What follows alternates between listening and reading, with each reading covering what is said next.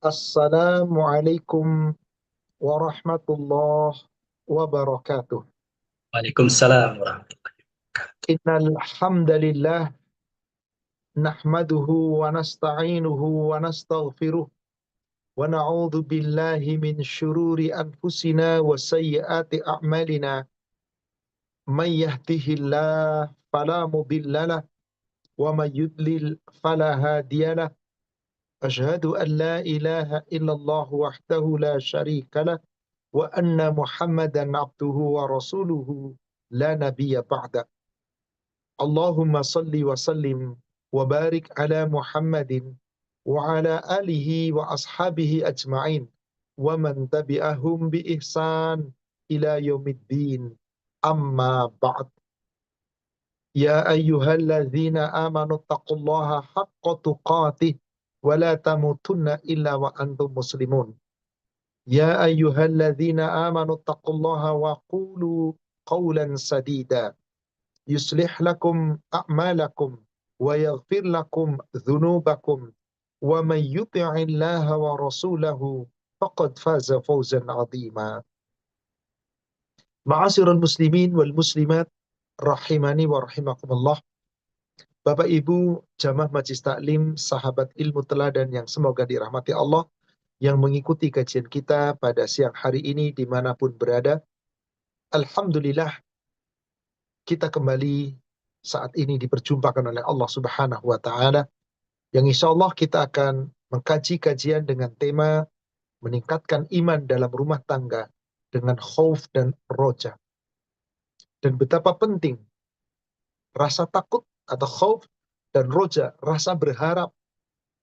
Seorang yang memiliki rasa takut dan pengharapan yang sempurna, maka insya Allah mulai dari lingkup terkecil di dalam rumah tangga kita, ada suami, istri, pasangan, mungkin ada orang tua kita, ada anak-anak keturunan kita. Lingkup terkecil itu mari kita bina dengan khauf dan roja. Insya Allah semoga bisa meningkatkan iman bagi para penghuni rumah tersebut. Dan kita harapkan kita semua adalah menjadi hamba-hamba yang beriman kepada Allah. Dan kita ajak keluarga kita pun sama-sama beriman kepada Allah. Dengan memiliki iman dalam satu keluarga itu, Allah hubungkan mereka, bahkan dipertemukan sampai ke dalam surga. Ini janji Allah Subhanahu wa Ta'ala. Sebagaimana Allah sudah janjikan di surat At-Tur, surat 52, ayat yang ke-21. Allah Subhanahu wa Ta'ala berfirman, A'udzu billahi minasyaitonir rajim. Walladzina amanu wattaba'athum dzurriyyatuhum biimanin alhaqna bihim dzurriyyatahum wa ma alatnahum min amalihim min syai' kullu mri'in bima kasaba rahin. Dan orang-orang yang beriman yang diikuti dzurriyyatahum, anak cucu mereka, keturunan mereka, dari orang tuanya, pasangannya, anak cucunya, terus dibina dalam iman, dan mereka selalu mengikuti dalam iman. Alhaqna bihim dzurriyyatahum, kami hubungkan mereka dengan anak cucu mereka dalam keimanan itu. Mungkin tingkat iman orang tuanya lebih tinggi, anaknya ke bawah. Iman orang tuanya biasa-biasa, anaknya lebih tinggi, orang tuanya ke bawah. Bahkan Allah berjanji, orang yang sama-sama beriman dalam satu keluarga itu, alhaqna bihim dzurriyyatahum, kami hubungkan mereka dengan iman mereka, dengan anak cucu mereka. Bahkan Allah kumpulkan di dalam surga. Subhanallah. Dan Allah tidak mengurangi sedikit pun pahala dari keimanan mereka. Tapi ingat, ujung ayatnya Allah katakan, kullu mri'in bima kasaba rahin. Tiap-tiap jiwa manusia terikat dengan usahanya. Jadi siapa di antara kita yang tidak ingin sama-sama di surga? Berkumpul dengan keluarga, iman modalnya sekali. Dan siapa yang paling bertanggung jawab di dalam rumah tangga? Kepala rumah tangga. Itulah orang yang paling bertanggung jawab. Menjaga dirinya, mengajak keluarganya untuk sama-sama beriman, agar terhindar dari api neraka. Bukankah Allah berfirman di surat At-Tahrim, surat 66, ayat yang ke-6? Ya ayyuhalladzina amanu Fu anfusakum wa ahlikum nara. Hai orang-orang yang beriman, jaga dirimu dan keluargamu dari api neraka. Ini sebuah perintah. Dan bagaimana cara kita menjaga diri kita dari api neraka? Iman. Maka mari tingkatkan iman kita. Terutama lingkup terkecil dulu, rumah tangga kita. Insya Allah kalau di dalam rumah tangga kita sudah benar-benar penghuninya beriman, kemanapun dia keluar dengan membawa iman yang dibina dari keluarganya, semoga kelak dengan keimanan itu dikumpulkan di surga. Insya Allah, semoga kita termasuk orang-orang yang akan dikumpulkan di surga. Bagaimana caranya agar di dalam keluarga kita bisa meningkat imannya? Salah satunya dengan khauf dan roja. Ini yang akan kita bahas pada pertemuan kali ini. Insya Allah. Salawat serta salam semoga terlimpahkan, tercurahkan kepada Nabi kita, Rasulullah Muhammad Sallallahu Alaihi Wasallam. Semoga tercurah kepada seluruh keluarga, sahabat, dan seluruh pengikutnya hingga yaumil akhir. Mari, kita akan bahas dulu, apa sih itu khauf? Apa sih itu roja? Khauf dan roja itu satu kata dengan satu kata berikutnya yang selalu digandeng dan tak terpisahkan. Secara bahasa, khauf artinya adalah sesuatu yang menandakan ada rasa takut. Perasaan takut yang muncul pada diri seseorang. Yang nanti takut itu ada macam-macam. Takut yang sifatnya tabi'i, kebiasaan. Memang sudah menjadi kebiasaan manusia. Takut kegelapan, takut binatang buas, takut ketinggian, takut mati, takut nanti nggak dapat harta. Itulah rasa takut yang tabi memang. Sudah menjadi tabiat manusia. Artinya apa? Gak ada manusia nggak punya rasa takut. Pasti takut mati, takut kegelapan, takut binatang buas, takut ketinggian. Kecuali orang-orang yang sudah melatih diri. Orang yang sudah terbiasa di kegelapan, nggak ada masalah mau gelap kayak apa. Tapi coba, kalau Anda nggak biasa gelap, takut saat gelap. Perasaannya sempit, tertekan. Anda yang tidak terbiasa dengan binatang buas, takut lihat binatang buas. Takut anjing di jalan saja takut kok. Tapi orang yang sudah biasa berhadapan dengan binatang buas, pergi ke hutan sengaja ketemu binatang buas. Pawang-pawang itu. Takut kepada ketinggian. Orang yang nggak terbiasa di ketinggian, luar biasa. Meskipun Anda aman, tapi lihat ke bawah di ketinggian, gemetar Anda. Jantung Anda berdetak sangat-sangat cepat. Tapi orang yang sudah biasa, tenang-tenang saja tuh. Terjun bebas dari atas, tenang-tenang aja. Coba Anda yang nggak biasa itu, terjun bebas. Wah, rasanya luar biasa. Itulah takut yang tabiat. Memang kebiasaan manusia seperti itu. Tapi ada takut yang kita harus memiliki. Takut kepada Allah. Maka ada istilah secara syar'i. Apa itu khauf? Takut kepada, yaitu takut di mana orang itu takutnya hanya kepada Allah. Dan takut kepada Allah itu wajib. Maka kalau takutnya khusus kepada Allah, takutnya berubah menjadi khasyah. Yang tadinya khauf menjadi khasyah. Di mana rasa takut itu sudah meresap di dalam dirinya, dipahami dengan benar, takut akan siksanya Allah, takut akan azabnya Allah, takut akan nerakanya Allah, takut akan murkanya Allah. Maka takut khasyah ini akan menjadi orang itu berusaha maksimal untuk lebih dekat dengan Allah. Sehingga dengan itu meningkat imannya. Maka nggak cukup dengan khauf saja, harus meningkat. Nah, inilah masalah, inilah makna khauf secara bahasa dan secara istilah syar'i. Bagaimana dengan roja? Secara bahasa, roja itu artinya harapan. Harapan, berharap, mengharapkan. Suami berharap istrinya hanya mencintai kepadanya, roja namanya. Demikian pula yang namanya istri berharap suaminya hanya kepadanya, jangan ke lain hati. Roja namanya. Orang tua berharap anaknya rajin sekolah, rajin ibadah, rajin belajar supaya prestasinya bagus. Roja namanya. Anak berharap orang tuanya menyayangi, mencintai, memberikan kebutuhan. Roja namanya. Seorang pedagang mengharapkan supaya apa? Dagangannya laku, dapat untung. Roja namanya. Secara bahasa, roja itu hanya pengharapan, mengharap. Tapi bagaimana secara istilah syar'i? Secara istilah syar'i, roja itu adalah berharap kepada Allah supaya Allah memberikan pahala, supaya Allah memberikan ampunan, supaya Allah memberikan rahmat, supaya Allah mengabulkan doa, supaya Allah menyayanginya dan meridhoinya. Yang puncak dari roja itu adalah supaya Allah memberikan untuknya surga.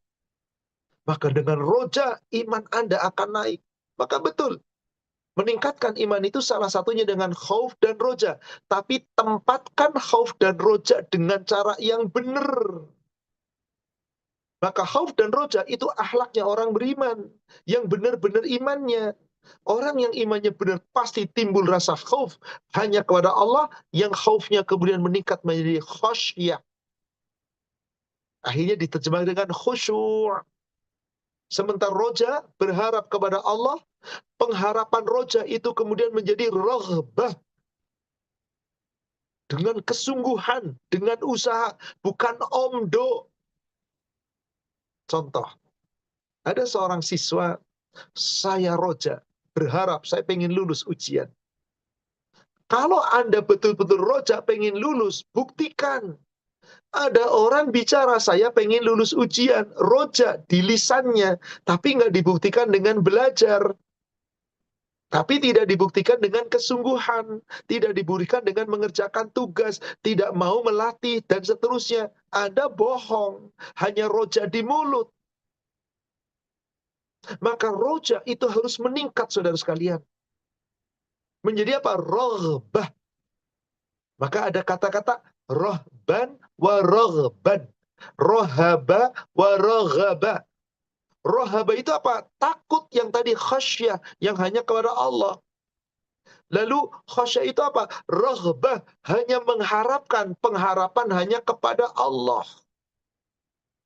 Kalau ini terjadi saudara sekalian, insya Allah betul-betul rasa takut kita dari khauf menjadi khasyah, kemudian khasyah itu mengharapkan dengan rahbah. Rasa takut yang betul-betul takut karena Allah, dengan rasa takut dia menjaga diri, nggak mungkin meninggalkan perintahnya, nggak mungkin melanggar larangannya, nggak mungkin mengkhianati syariatnya. Karena rasa takut itu masuk ke dalam hati dan dipahami sehingga diamalkan. Demikian pula tadi roja, berharap. Dengan harapan hanya satu-satunya kepada Allah yang bisa memberikan pahala, yang memberikan ampunan, yang memberikan rahmat dan barokah, yang memberikan karunia, yang memberikan nikmatnya surga hanya Allah. Maka harapan itu dimunculkan dengan niat yang sungguh-sungguh, dibuktikan dengan pengamalan. Maka harapan itu dari roja menjadi raghbah. Ini patut kita miliki. Dan kisah ini pernah Allah abadikan di dalam Al-Quran. Yaitu apa? Di surat Al-Anbiya. Surat 21. Mari kita lihat surat 21. Ayat 89 dan ayat ke-90. Kisah Zakaria. Ketika apa? Ketika belum punya keturunan. Ketika belum punya keturunan. Dia berdoa. Allah firmankan di surat 21 ayat 89 dan ayat 90. Wa Zakaria idnada, dan ingatlah Nabi Zakaria ketika dia berdoa menyeru kepada Allah, yaitu Rabbahu, berdoanya kepada Rabbnya. Rabbi, wahai Rabbku, kata Nabi Zakaria, la tazarni fardan wa anta khairul warithin. Jangan engkau biarkan aku ya Allah hidup seorang diri tanpa ada keturunan, sedangkan kau adalah pemberi waris yang terbaik. Yang mewarisi segala-galanya itu darimu ya Allah. Yang memberikan anak, keturunan, harta, kekayaan, kedudukan dunia hanya engkau ya Allah. Jadi Nabi Zakaria berdoa kepada Allah, di usia tuanya belum punya keturunan, ingin punya keturunan. Dengan apa doanya? Tadi dengan rahbah wa raghabah. dengan penuh harapan, sepenuh-penuhnya harapan, dibuktikan dengan kesungguhan dalam beramal, dengan penuh rasa takut, sebenar-benarnya takut, maka diserahkan segala-galanya kepada Allah. Yang takut hanya kepada Allah, tidak kepada selain Allah. Maka Allah kabulkan. Kenapa? Karena dia berdoa dengan raghaban wa raghaba. Ayat yang ke-90-nya. Allah berfirman, fastajabna lahu, maka kami ijabah, kami perkenankan doanya Nabi Zakaria, wa wahabna lahu Yahya, lalu kami berikan kepadanya anak yang bernama Yahya, yang kemudian menjadi nabi. Wa aslahna lahu zaujah, kemudian apa yang terjadi? Kami jadikan istrinya kemudian mengandung, hamil.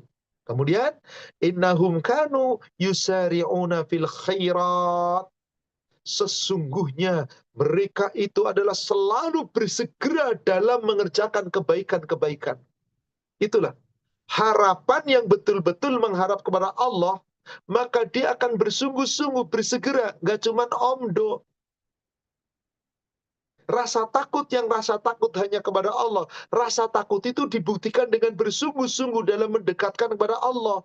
Kalau kebaikan segera dilaksanakan, kalau keburukan segera ditinggalkan.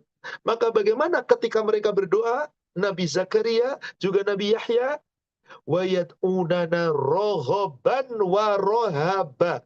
Itu coba perhatikan. Ada kata-kata, mereka berdoa kepada kami dengan raghaban, yaitu dengan penuh rasa harap dan cemas. Dengan penuh rasa harap. Dan dengan penuh rahaba, dengan penuh rasa takut. Rahbah, rasa takut. Raghabah, pengharapan. Jadi ketika kita berdoa pun harus begitu. Disertai rasa takut, tapi hanya mengharap kepada Allah. Dan ketika kita mengharap kepada Allah, yakin.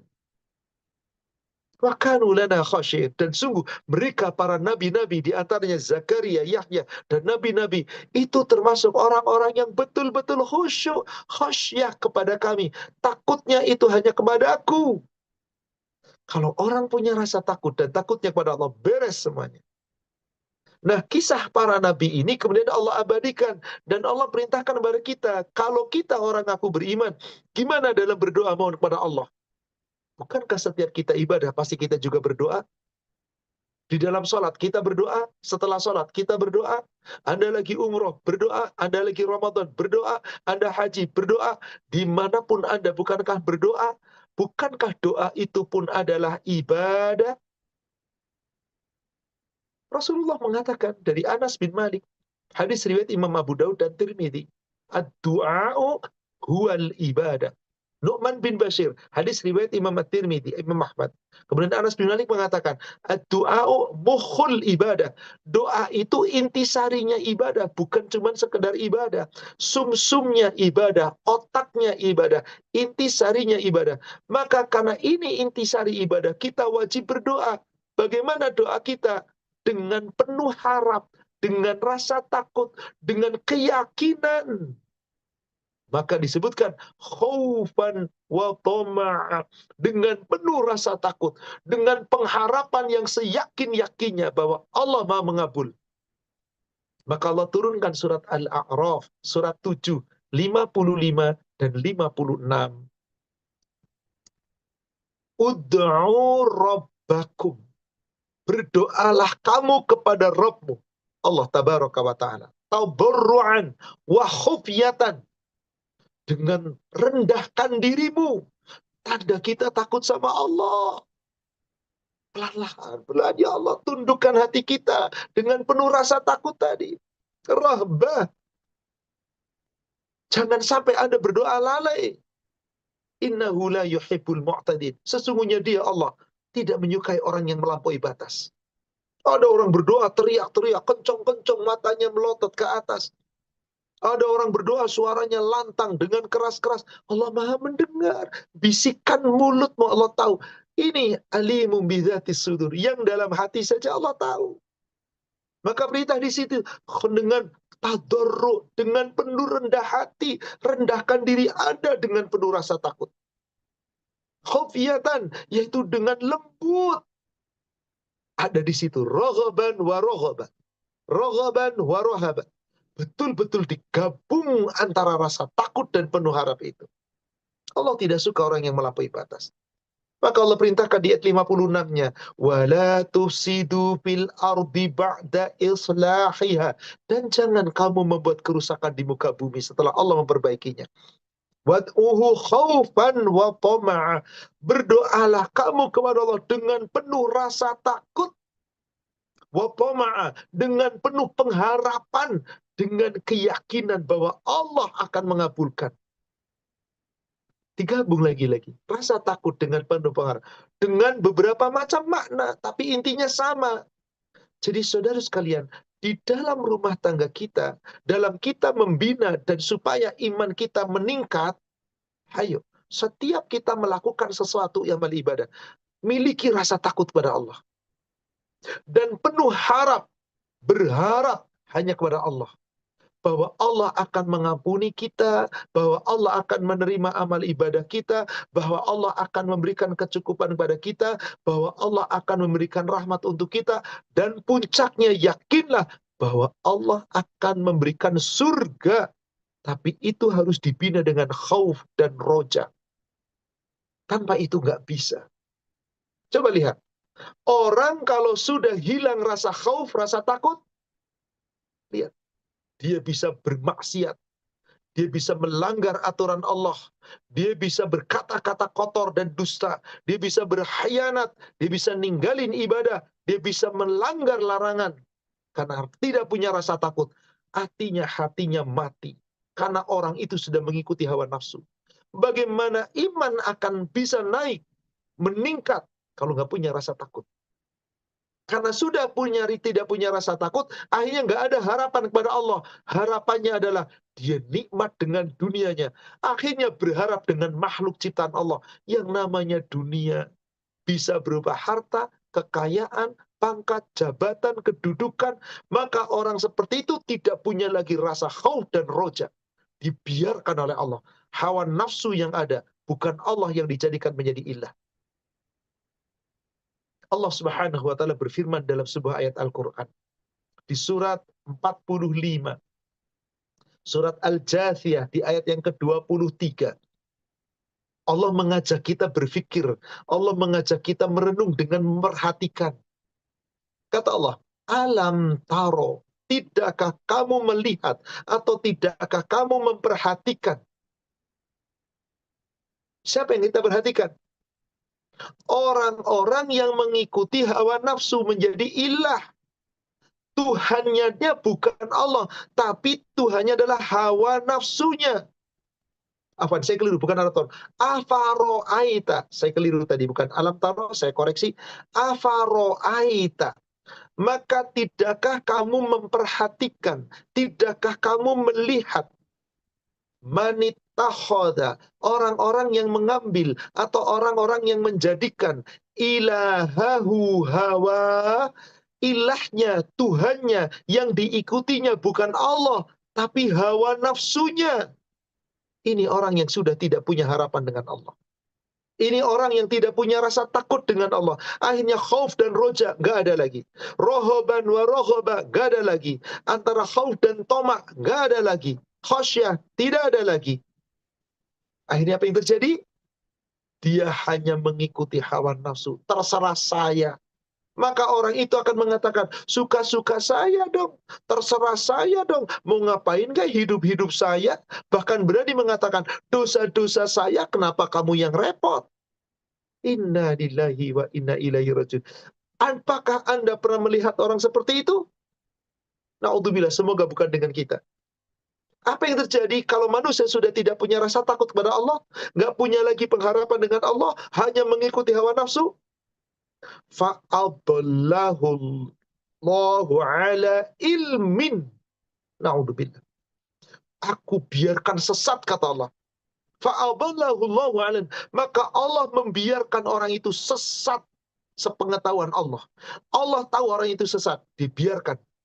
Akhirnya apa yang terjadi? Karena dia sudah tidak punya khauf dan roja, nggak punya iman seakan-akan, wa khotama ala sam'i, ditutup oleh Allah pendengarannya. Wa qalbihi, ditutup oleh Allah hatinya. wa ja'ala 'ala basarihi ghishawah, seakan-akan di hadapan matanya ada penghalang, penutup, seperti buta, tuli, buta, mati hati. Kalau orang sudah seperti itu, nggak punya rasa takut, nggak ada khauf, nggak ada roja, bagaimana iman akan meningkat? Yang ada sesat, siapa yang bisa memberi petunjuk ketika Allah biarkan sesat? Maka di ujung ayatnya Allah katakan, وَمَن يَهْدِيهِ مِن بَعْدِ اللَّهِ وَمَن يَهْدِيهِ مِن بَعْدِ اللَّهِ. Kalau ada orang sudah dibiarkan sesat oleh Allah, maka siapa yang bisa memberi petunjuk setelah Allah biarkan sesat? Ada yang bisa memberi petunjuk kalau Allah sudah biarkan sesat? Na'udzubillah, summa na'udzubillah. Di ujung ayatnya Allah cuma menggunakan dengan satu kalimat. Afala tazakkarun. Apakah kamu tidak mengambil pelajaran? Gak memikirkan. Ada orang yang begitu, gak punya rasa takut kepada Allah, gak punya pengharapan kepada Allah. Yang diharapkan adalah dunia dan kekayaannya. Yang diharapkan adalah kepintarannya, dirinya, dan apa yang dimilikinya. Seakan-akan inilah milik saya. Takutnya hartanya hilang. Takutnya nanti nggak punya kedudukan. Takutnya kalah dalam persaingan bisnis. Itu yang ditakuti. Menjadi dunia. Akhirnya takut dengan gangguan setan. Na'udzubillah. Saudara sekalian, dari uraian muqaddimah ini kita sudah paham apa itu khauf, apa itu roja. Sekarang kita coba uraikan, betulkah khauf bisa menjadikan seorang menambah imannya? Betulkah roja bisa seseorang meningkat imannya? Mari kita buktikan ayat-ayat dan hadisnya. Saudara sekalian, orang yang tidak punya rasa takut kepada Allah, tadi dibiarkan sesat. Dia nggak punya rasa takut, takutnya dengan dunia. Maka bagaimana iman apa naik? Padahal kalau dia punya takut, imannya pasti naik. Mari kita buktikan dengan ayat-ayat Al-Quran. Dan kita buktikan dengan hadis. Bahwasanya dengan takut, maka akan naik iman dan takwa. Dengan takut, maka betul-betul orang itu akan menjaga dirinya. Pertama, saudara sekalian, jangan pernah kita takut kepada makhluk yang takut itu sampai menjadikan hati kita tergantung. Tapi kalau takut itu hanya sekedar tabiat, kebiasaan, boleh. Contoh, adakah di antara bapak dan ibu nggak takut sama setan? Rata-rata manusia takut sama setan. Ya tabiat memang.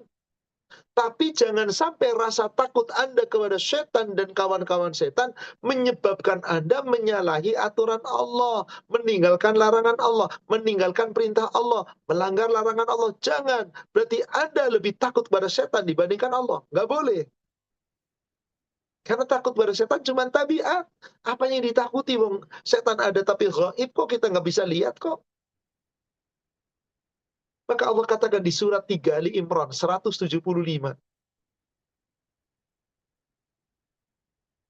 Innama dzalikumus syaitan yukhawifu awliya'ah.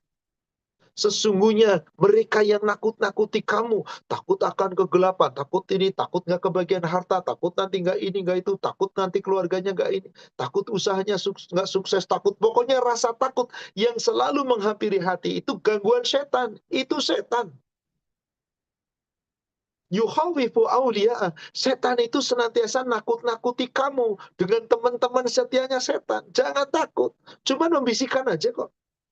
Maka di ujung ayatnya Allah katakan, "Fala takhafuhum." Janganlah kamu takut kepada mereka, setan-setan dan bala tentarnya itu. Wa khafuni. Takutlah kamu hanya kepadaku, in kuntum mu'minin. Kalau kamu benar-benar beriman. Bina rasa takut di dalam diri kita, hanya kepada Allah. Kalau Anda benar-benar takut, iman Anda naik. Maka kalau Anda benar-benar beriman, takut jangan kepada makhluk. Takutlah kepada Allah. Takut yang sifatnya syar'i tadi. Yang dengan rasa takut itu dia betul-betul punya harapan. Rohaban wa rahaba. Punya harapan tadi. Roja dan tomak. Rasa khauf itu bersatu dengan keinginan sungguh-sungguh. Dengan usaha sungguh-sungguh. Bukan cuma di lisan. Maka kalau kita takut setan, sekedar takut, ya nggak masalah. Tapi jangan sampai takutnya kepada setan mengalahkan aturan Allah. Maka kalau rasa takut itu seperti itu, Anda lebih takut pada setan dibandingkan Allah. Contoh ini. Anda qadarullah, mungkin perempuan biasanya yang rasa takutnya itu lebih. Tapi kadang-kadang juga laki-laki. Qadarullah Anda lagi di rumah sendiri.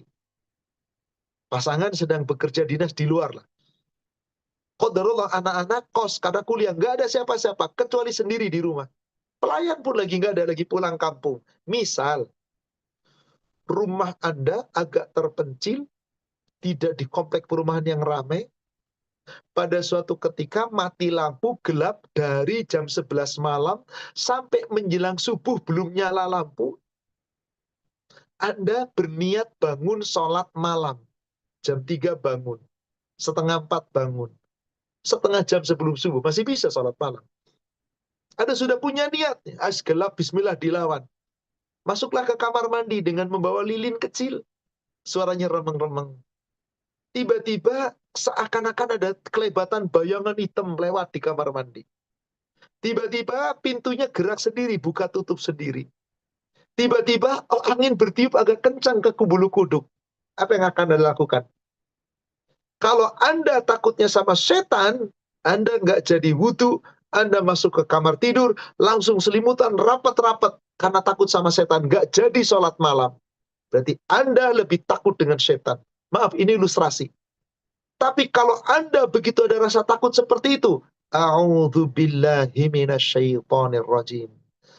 A'udzu billahi samiil alim minasyaitonir rajim min hamzi wa nafthihi wa nafthihi. Ya Allah, hilangkan rasa takut dariku ya Allah. Ya Allah, aku berlindung padamu dari gangguan setan yang terkutuk. Lakukan wudu, salat malam diteruskan meskipun dalam keadaan gelap. Anda beriman dengan benar. Maka ujung ayatnya tadi kata Allah, surat 3 ayat ke-175, fala takhafuhum. Kamu jangan takut sama setan. Setan cuma ganggu doang. Nggak bisa menampakkan dengan jelas. Pasti nggak bisa. Kalau toh saya lihat penampakan, alah paling bayangan, sekelebatan warna hitam. Demi Allah, setan Allah takdirkan. Tidak mampu menampakkan di hadapan manusia dalam wujud asli. Yang digambarkan menyeramkan. Nggak ada. Gundurwo, kuntilanak, kuntil bapak. Nggak ada. Demi Allah, itu cuma karangan manusia. Nggak ada, jangan percaya itu. Karena Allah sudah menyatakan, setan tidak mampu menampakkan diri. Dan manusia Allah takdirkan nggak bakal bisa lihat setan. Tapi setan lihat kita. Ya, nggak usah takut. Takutlah sama Allah. Kalau Anda ilustrasi yang saya sampaikan tadi, betul-betul perintah Allah terus dijalankan, larangan Allah terus dilakukan, ditinggalkan, ikuti syariat dan aturan Allah, Anda terus takut pada Allah, Anda imannya meningkat. Insya Allah. Ini sebuah ilustrasi sederhana. Kenapa? Dalam mentaati Allah dan Rasul, kita jangan takut kepada siapapun. Mau setan, mau dunia, mau atasan, mau pangkat, mau jabatan, mau keadaan apapun, jangan pernah takut. Takut itu hanya satu, kepada Allah. Walam yasha illallah. Yang tidak ada takut kecuali hanya kepada Allah. Itulah sempurna. Ini yang kedua. Jangan takut kepada siapapun, kecuali hanya kepada Allah. Setan dan segala yang Anda takuti itu cuma tabiat saja. Gak bakal bisa kamu lihat. Maka untuk apa kita takut? Kalau takutnya sekedar tabiat, boleh. Tapi jangan mengalahkan ketaatan kepada Allah. Karena takut mutlak yang namanya khasyah hanya kepada Allah. Surat 24, surat An-Nur ayat yang ke-52.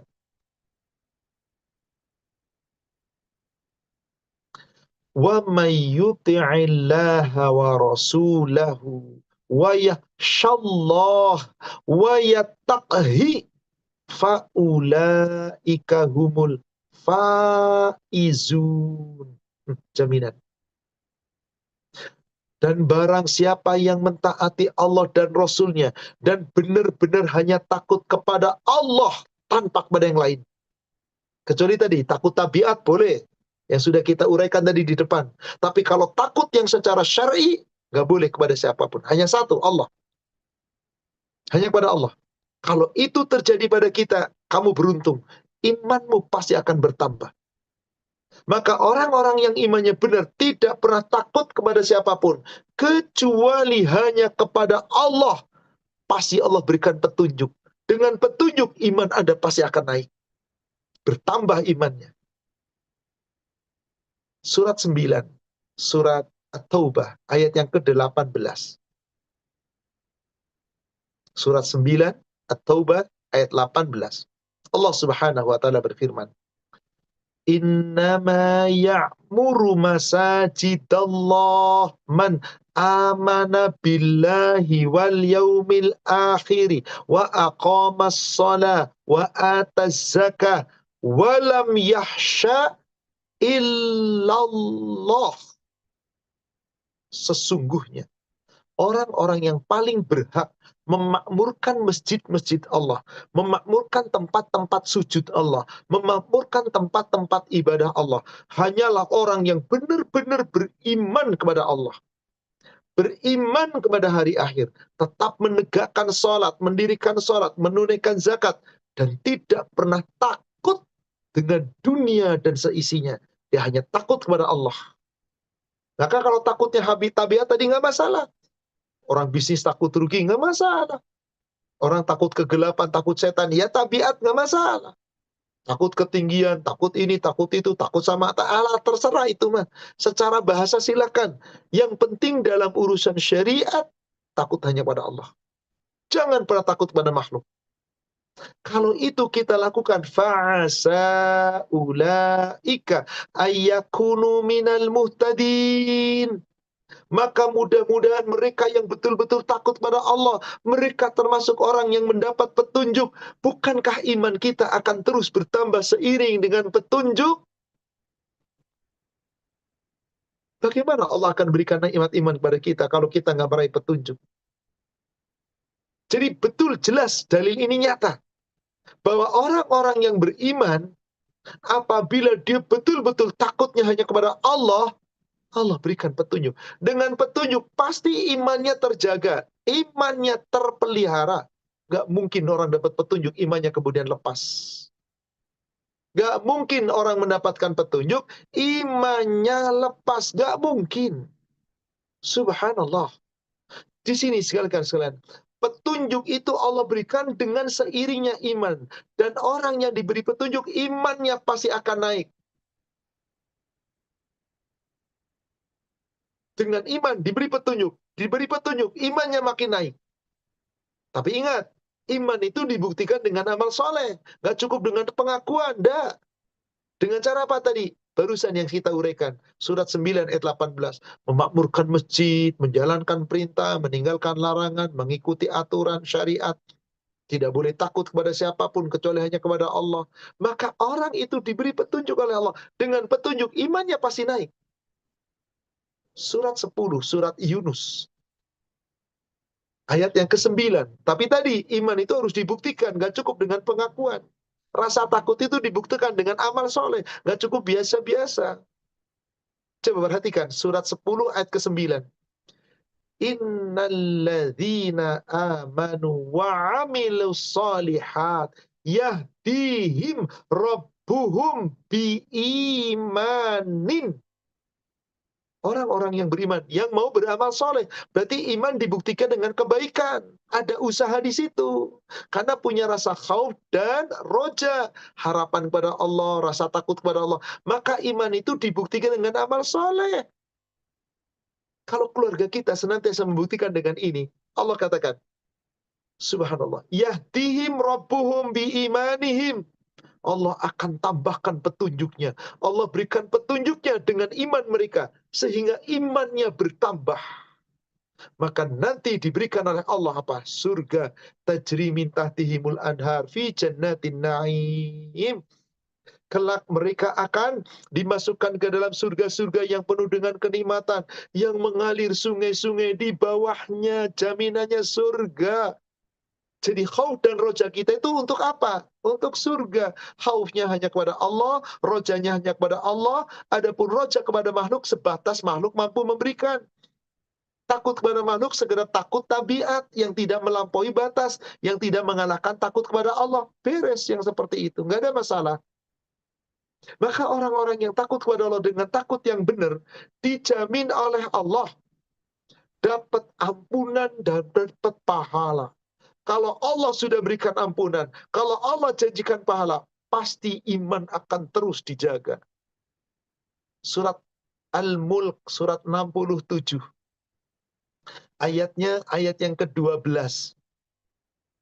Allah subhanahu wa ta'ala berfirman, Innalladzina yahshawna rabbahum bil ghaib. Sesungguhnya orang-orang yang takut kepada Rabbnya meskipun Allah itu gaib. Takut kepada Allah buktinya apa? Jalankan perintah, tinggalkan larangan, ikuti aturan, ikuti syariat. Jangan Anda melanggar. Berarti betul-betul dengan kesungguhan. Meskipun Allah tidak kelihatan. Lahum maghfiratun wa ajrun kabir. Allah berikan ampunan. Allah berikan pahala yang sangat besar. Apa itu pahala yang besar? Surga. Surga, saudara sekalian. Dan ini jaminan Allah. Maka dengan uraian ayat-ayat ini sangat jelas bahwasanya dalam satu upaya kita meningkatkan iman dan takwa dan lingkup kecil adalah rumah tangga kita sendiri, mari tingkatkan rasa takut kita hanya kepada Allah. Tingkatkan roja kita, pengharapan kita hanya kepada Allah. Maka hendaklah kita punya rasa takut dan berharap ketemu dengan Allah. Siapa yang berharap ketemu dengan Allah, Anda nanti mati. Karena Anda nanti mati, sebelum mati, sekaranglah kita perbanyak amal ibadah. Itulah bukti kita takut kepada Allah, itulah bukti kita roja, itulah bukti raghaban wa rohaba. Betul-betul rasa takutnya kita buktikan dengan amal, dan pengharapannya pun kita buktikan dengan amal. Insya Allah iman kita terus istiqamah. Tapi saudaraku seiman yang semoga dirahmati Allah, teorinya mudah, ayat-ayat bisa kita kaji, hadis-hadis bisa kita kaji, tapi dalam prakteknya sungguh luar biasa. Maka agar kita terus punya rasa khauf dan roja, iman kita terus terjaga, bahkan semoga tetap meningkat. Di samping itu, Anda harus punya rasa malu. Karena malu bagian daripada iman. Kalau Anda punya rasa malu, dan puncak rasa malu itu adalah malu kepada Allah, Anda nggak mungkin berbuat seenaknya. Anda nggak mungkin akan berbuat sesukanya. Rasulullah SAW bersabda, di dalam hadis riwayat Imam Muslim dari Anas bin Malik, Al-iman bid'un wasitun au bid'un wasab'un syu'bah. Iman itu memiliki tingkatan lebih dari 70 atau lebih dari 60 cabang. Iman itu memiliki cabang 70 atau lebih dari 60 cabang. Fa'afdaluha qawlu la ilaha illallah. Adapun cabang iman yang paling utama adalah ucapan seorang hamba dengan kalimat la ilaha illallah. Itu cabang iman yang paling utama. Karena kalau Anda belum mengucapkan ini, Anda belum punya iman. Wa adnaha imatatul adza anit tariq. Dan cabang iman yang paling rendah, yang paling kecil dari seluruh cabang iman, ketika Anda dengan ikhlas menyingkirkan gangguan dari jalan, meskipun hanya sepotong ranting kecil disingkirkan karena ingin mengharap ridha Allah, itu pun sudah bagian dari iman. Wal haya'u syu'batan minal iman. Malu itu pun sebagian dari rasa iman. Apa? Rasa malu itu pun sebagian dari iman. Artinya harus punya rasa malu. Rasa malu akan timbul pada diri kita kalau kita takut kepada Allah. Karena rasa malu yang paling tinggi adalah ketika Anda malu kepada Allah. Mari kita buktikan dalam kehidupan sederhana biasa, kehidupan sehari-hari. Ada seseorang namanya si Fulan. Dia ingin berbuat jahat. Saya yakin ketika dia ada orang lain yang melihat, ketika ada orang yang melihat, nggak berani Fulan berbuat jahat. Kenapa? Malu ada orang. Kecuali orang yang urat malunya putus, garong, rampok, muda, maksiat terang-terangan, itu udah nggak punya malu. Jelas kalau gitu nggak punya iman. Selama masih punya iman, dia punya rasa malu, maka dia nggak akan berbuat. Kenapa? Karena malu. Tapi ada orang yang malunya ketika ada manusia. Ada orang lain, malu nggak jadi, malu Akhirnya apa dia? Dia punya malunya hanya manusia. Malunya bukan dilandasi dengan iman, tapi hanya malu perasaan. Apa yang terjadi? Ketika malu itu sudah meningkat hanya malu kepada Allah, ini yang paling tinggi. Sebab dengan Anda malu kepada Allah, Anda tidak pernah akan berani berbuat karena sadar Allah selalu mengawasi kita. Kenapa? Maka malu kepada Allah itu didasari dengan apa? Rasa takut. Khasyah tadi. Rasa takut. Maka sehingga apa? Dengan rasa malu. Maka rasa malu kepada Allah dengan rasa takut kepada Allah, jika digabung, maka dia menjadi ihsan. Menjadi kebaikan. Baik. Super baik. Paling baik. Maka Nabi SAW ditanya ketika Umar bin Khattab menyampaikan hadis, dan hadis ini hadis Jibril, lebih dikenal hadis Jibril. Hadisnya sahih, riwayat Imam Bukhari Muslim. Ketika Jibril datang memberikan pelajaran, dan saat itu sahabat belum tahu kalau yang datang adalah malaikat Jibril. Yang sedang bertanya kepada Nabi adalah malaikat Jibril. Salah satu pertanyaannya adalah, Ya Muhammad, ma huwal ihsan? Hai Muhammad, apa itu ihsan? Apa jawab Nabi? Al-ihsan anta'budallah ka'annaka taro. Ihsan itu engkau ibadah kepada Allah, engkau menyembah Allah seakan-akan kau lihat Allah. Engkau diawasi Allah. Fa'illam takun taro fa'innahu yarok. Seandainya kamu tidak lihat Allah, yakinlah Allah melihat kamu. Dengan kita yakini Allah selalu melihat kita, timbul rasa malu. Dengan timbul rasa malu, rasa takut kita makin sempurna. Karena yakin Allah selalu lihat kita, meskipun kita nggak lihat Allah. Itulah dia orang yang takutnya khasyah. Rahabah, betul-betul dengan penuh rasa takut. Yang dengan ilmu, lalu dengan usaha ingin lebih dekat lagi dengan Allah. Bukan ingin bermaksiat justru. Ini saudara sekalian, itulah ihsan.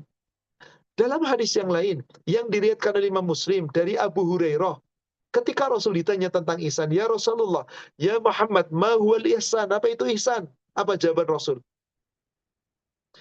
Al-ihsan antahsyallah ka'annaka tara. Ihsan adalah kamu takut kepada Allah seakan-akan kamu melihat Allah. Afan, rupanya ada Ibu Tiwi di situ tanya hadis. Hadisnya nomor berapa Ustadz? Hadis nomor 1, hadis nomor 2, Sahih Muslim, bab tentang ihsan. Karena itu pertanyaan agak panjang. Pertanyaan pertama, apa itu Islam? Apa itu iman? Nah, dijawab adalah, iman engkau ibadah kepada Allah seakan-akan lihat Allah. Hadis nomor 3, baru setelah iman ditanya ihsan, dan itu riwayat Abu Hurairah. Maka ditanya, Ya Muhammad, apa itu ihsan? Ihsan engkau takut kepada Allah. Langsung to the point. Engkau takut kepada Allah. Al-ihsan antasyallah. Karena kata roh, seakan-akan kamu lihat Allah. Fa'ilam takun taro fa'innahu yarok. Kalau kamu tidak lihat Allah, Allah melihat kamu. Allah lihat kamu, saudara-saudara. Ini jelas. Subhanallah. Inilah ihsan. Engkau takut kepada Allah. Itu dia pertanyaannya. Ya Muhammad, ma huwal ihsan? Hei Muhammad, apa itu ihsan? Maka Nabi Muhammad menjawab apa? Ihsan itu adalah antahsyallah, hendaklah engkau takut hanya kepada Allah. Ka'annaka tara, seakan-akan kamu melihat Allah. Fa'ilam takun tara, jika kamu tidak lihat Allah, fa'innahu yarak, sesungguhnya Allah senantiasa melihat kamu. Coba Bapak Ibu, kalau kita selalu lihat Allah, apa yang terjadi? Rasa takut luar biasa. Anda baru dilihat oleh atasan kerja Anda, ketakutan. Takutnya bukan takut lihat orangnya, tapi takut karena kedudukannya. Karena di direktur atasan, nanti gimana kalau saya berbuat seenaknya, nanti saya dipecat dan seterusnya. Lebih tinggi Anda takutnya kepada Allah. Bukan cuma dipecat oleh Allah, diazab di nerakanya. Bukankah itu lebih dahsyat? Nah, kalau orang sudah nggak punya rasa malu, ya artinya nggak punya iman. Lalu apa yang diharapkan? Mungkinkah iman akan meningkat? Subhanallah, yang ada imannya lepas. Maka orang yang tidak punya rasa malu dibebaskan oleh Nabi Sallallahu Alaihi Wasallam. Terserah Anda. Disebutkan hadis riwayat Imam Muslim, Imam Bukhari disebutkan dari Anas bin Ma'ad, dari sahabat Abdullah bin Umar, Rasul bersabda, al-haya'u minal iman. Kemudian dari sahabat Abu Mas'ud berikutnya, Rasulullah mengatakan, inna mimma adrakan nas min kalamin nubuwatil ula idza lam tastahi fasna basyita. Kalau Ibu Tiwi mau bukan juga Bulughul Maram 1570 dan 1571. Di situ kalau ada orang sudah nggak punya malu, berarti nggak takut sama Allah, terserah. Sampai dibebaskan. Terserah Anda. Allahu Akbar. Di nomor 1570-nya dari Abdullah bin Umar. Al-haya'u minal iman, malu sebagian daripada iman. Kemudian di berikutnya di nomor 1571, nah ini dari Abu Mas'ud. Rasul bersabda, inna mimma adrokan nas min kalamin nubuwatil ula. Sesungguhnya yang didapati di antara nasihat-nasihat para nabi-nabi sejak zaman dahulu. Nabi berkata kepada umatnya. Sekarang kita mendengar Nabi bersabda kepada kita semua melalui hadis ini. Apa kata Nabi? Idza lam tastahi, jika kamu tidak mempunyai rasa malu, fasna ma syi'ta, maka perbuatlah sekehendak kamu, terserah Anda. Bah, kata-kata singkatnya, kalau kamu nggak malu, terserah kamu deh, sesuka-suka kamu deh. Kalau kamu nggak malu, berarti kamu nggak takut sama Allah. Silahkan berbuat seenaknya. Berarti imannya lepas. Jadi rasa malu itu bagian dari rasa khasyah, rasa takut. Itulah khauf yang hanya ditujukan kepada Allah. Dengan kita punya rasa malu berarti kita jaga iman. Dengan iman, insya Allah terus bertambah, bertambah, bertambah. Saudaraku seiman, tanamkan rasa malu itu. Terutama kita kepada diri pribadi. Ajak keluarga kita, pasangan kita, anak-anak kita, orang yang terdekat di rumah. Yuk miliki rasa malu. Sebab kalau kita sudah punya rasa malu, nggak mungkin kita berbuat sesukanya, nggak mungkin kita berbuat seenaknya. Tapi kalau memang Anda nggak punya rasa malu lagi, ya sudah tadi, terserah Anda. Ustadz, kok Rasul sampai berani ngomong seperti itu?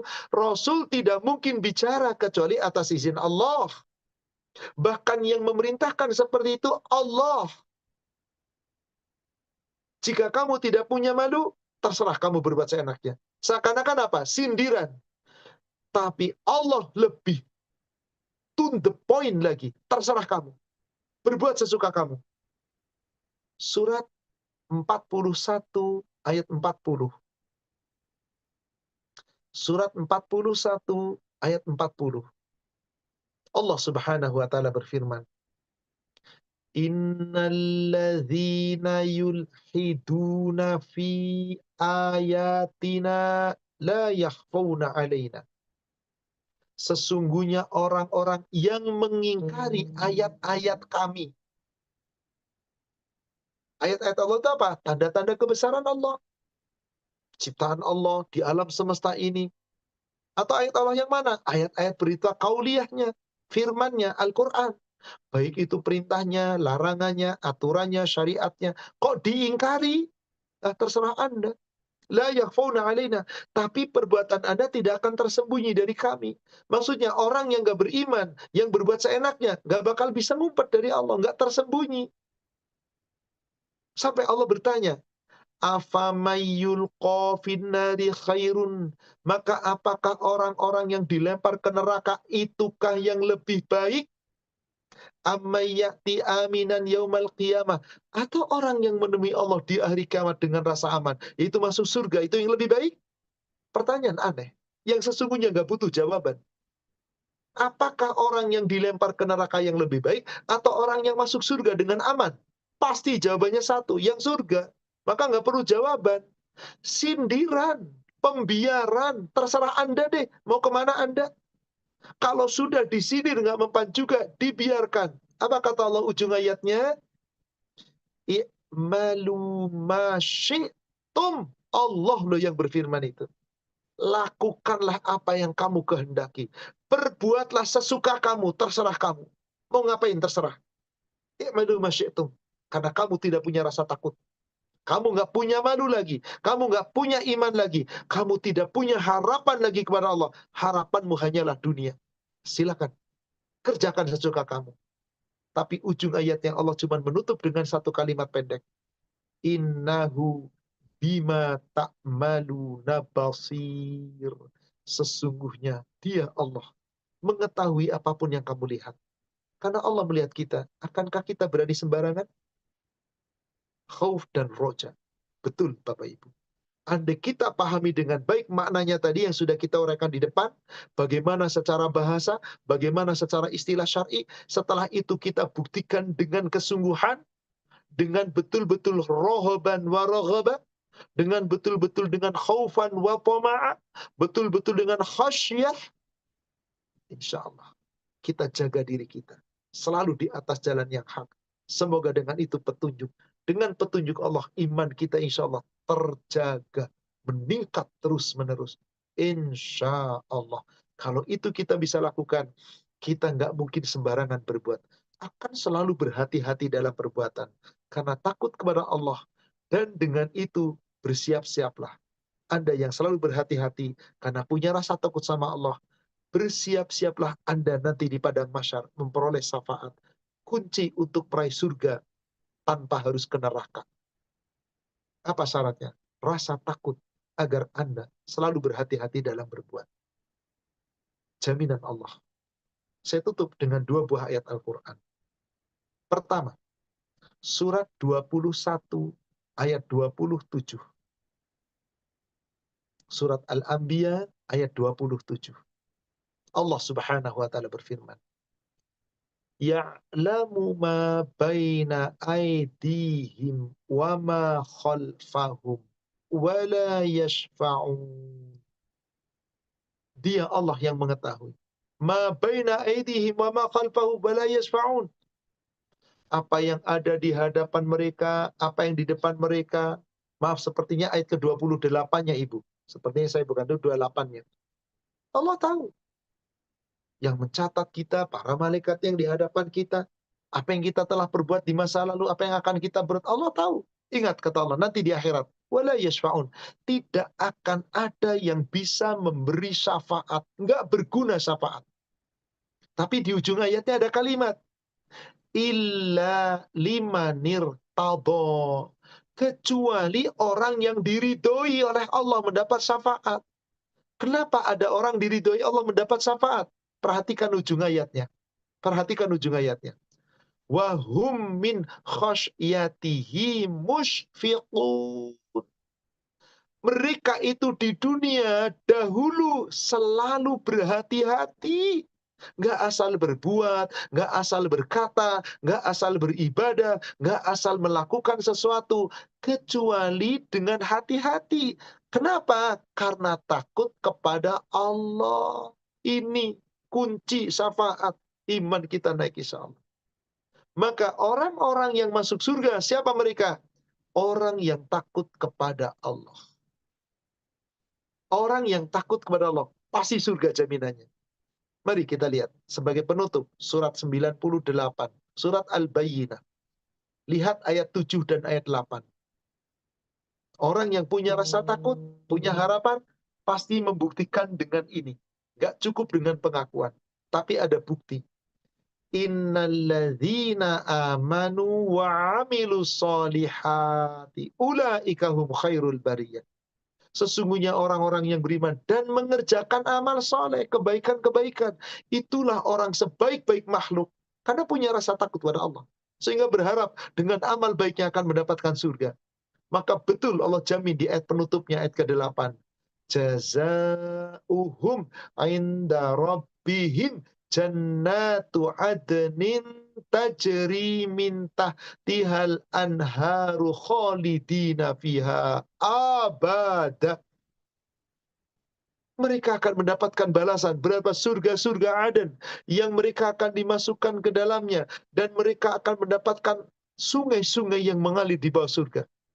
Kekal di dalamnya selama-lamanya. Penutup ayatnya perhatikan. Radhiyallahu anhum wa radu anhu.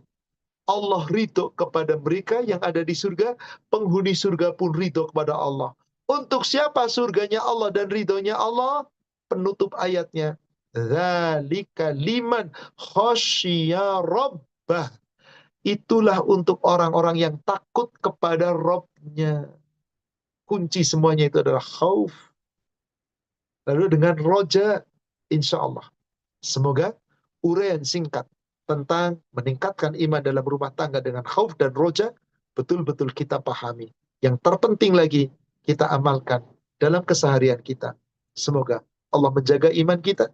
Dengan petunjuknya, kita istiqomah di atas iman dan takwa. Wallahu a'lam.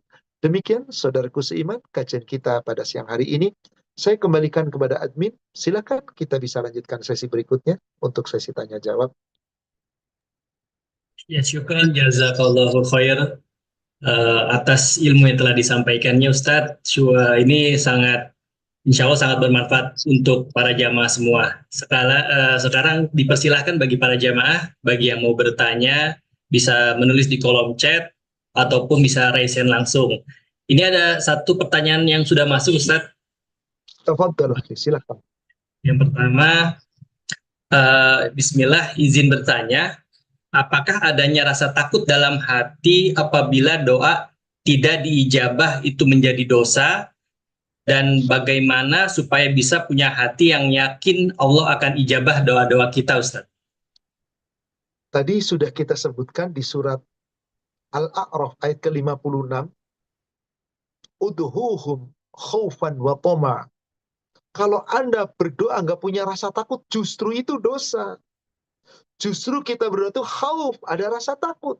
Takut jangan-jangan diijabah nggak ya? Jangan-jangan nggak diijabah. Tapi diberi dengan toma'. Roja tadi, berharap dan yakin Allah memberikan.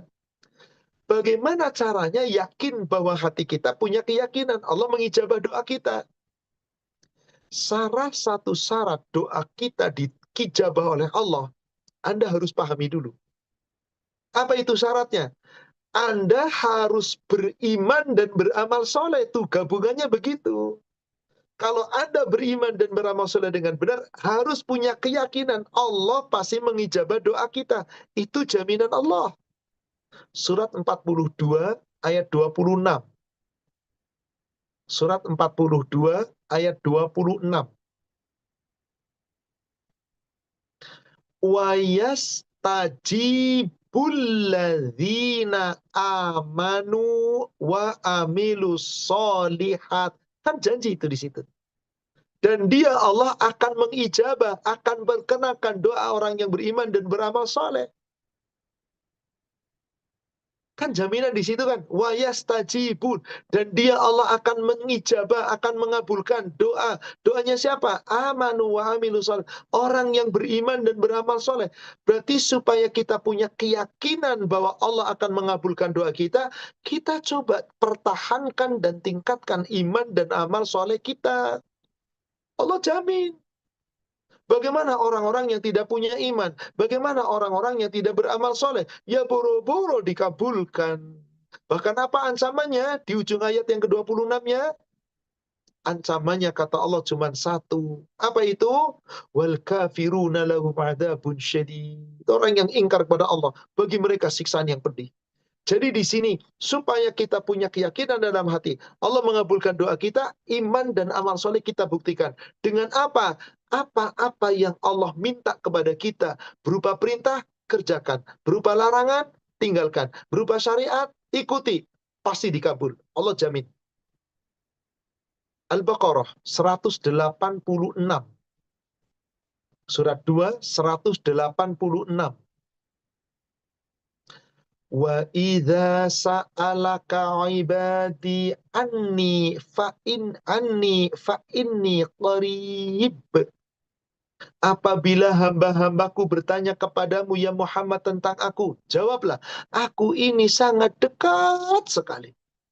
Aku itu sesungguhnya sangat dekat. Ujibu da'wata da'i idza da'an. Aku akan mengabulkan, memperkenankan doa hambaku apabila dia berdoa kepadaku. Nah, syaratnya berdoa dulu. Dan dikabulkan. Bagaimana kita harus yakin akan dikabulkannya? Syaratnya di ujung ayat. Fal yastajibuli. Siapa yang ingin punya keyakinan doanya dikabulkan oleh Allah, hendaklah setiap kamu berdoa penuhi dulu perintahku.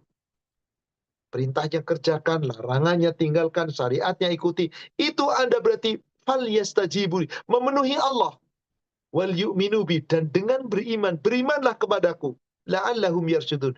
Niscaya kamu berada di atas kebenaran dan pasti beruntung. Jaminan Allah, doanya pasti dikabul. Hanya kita harus memahami cara mengabulkan doa Allah ada 3. Bisa jadi yang kita minta di dunia langsung Allah berikan di dunia. Adapun waktunya kapan terserah Allah. Boleh jadi kita minta dunia, tapi Allah belum kabulkan sekarang, nanti dikabulkan dengan cara yang lain, dengan bentuk yang lain.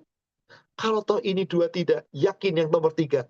Allah pasti mengabulkan dengan ampunannya, dengan rahmatnya, dengan barokahnya, dengan petunjuknya, yang dengan itu nanti berbuah surga. Jadi dikabulkan nanti di akhirat. Inilah yang dimaksud Allah pasti mengijabah, menerima, mengabulkan doa hambanya. Demikian, wallahu a'lam. Ya, syukran jazakallah khair wa barakallahu fiik atas jawabannya Ustadz. Pertanyaan keduanya Ustadz, ini pertanyaannya mungkin tidak terlalu terkait tema. Sebelum tidur kita dianjurkan untuk baca Al-Muluk dan As-Sajadah itu setelah Isya atau Maghrib Ustadz sebaiknya. Jazakallahu khairan.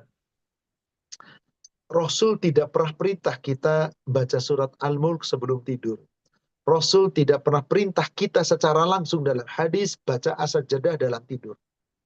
Tapi ada kisah sahabat bermimpi. Mimpinya diceritakan kepada Rasul. Rasul membolehkan, mendiamkan tanda setuju. Maka sahabat kemudian mengamalkan itu. Maka disebutlah surat Al-Mulk sebagai Mani Al-Kanzi, yaitu surat yang bisa memelihara seorang hamba dari azab kubur. Bagaimana kisahnya? Ada seorang sahabat bermimpi. Di dalam mimpinya dia ketemu sahabatnya yang sudah meninggal. Lalu sahabat yang meninggal berada dalam surga, aman di alam kuburnya, tidak diazab kubur.